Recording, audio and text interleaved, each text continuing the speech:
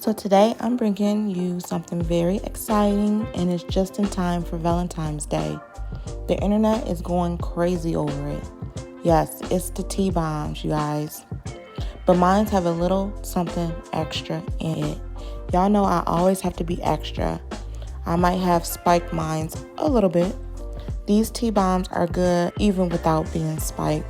If you are new to my channel, welcome. My name is Jessica, and this channel is all about my take on life, cooking, and helping others. If you are already a part of the family, thank you for your support, and it's much appreciated. Make sure you hit that subscribe button if you have not already done so, and hit that like button as well. Tell me if the tea bombs will be something you will be trying down in the comments. All ingredients will be listed below. Now let's get into it.